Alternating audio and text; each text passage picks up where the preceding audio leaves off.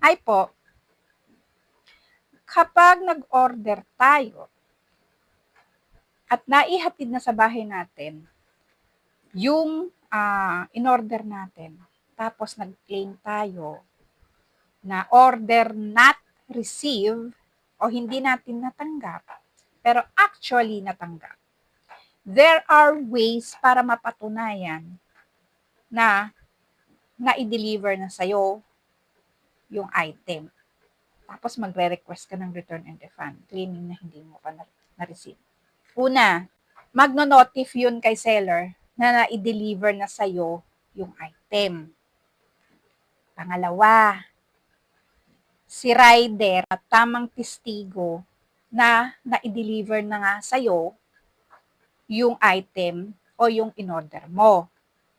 Pangatlo, meron tayong tinatawag na proof of delivery.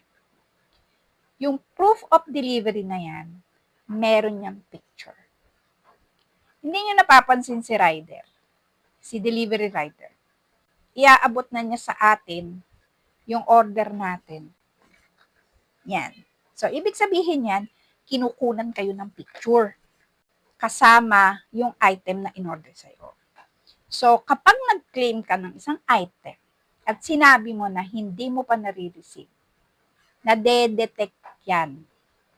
Pag hindi yan na-deliver, magno-notif yan doon sa order details nyo na delivery attempt was unsuccessful.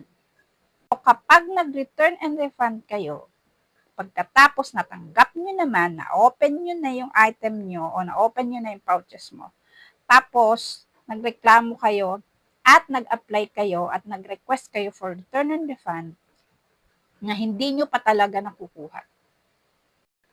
Kasi itatag ni rider yan delivery attempt unsuccessful. Mismong si rider ang magtatag nun sa'yo kung hindi niya na-deliver yun. Hahalata ka ng seller in case na hindi ka nagsasabi ng totoo.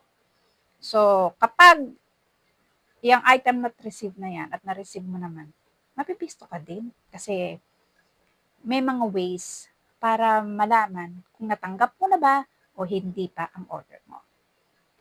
So, be careful sa mga rene-request nyo at baka dyan magsimula na maban o magkaroon ng restriction ang account nyo at ang device.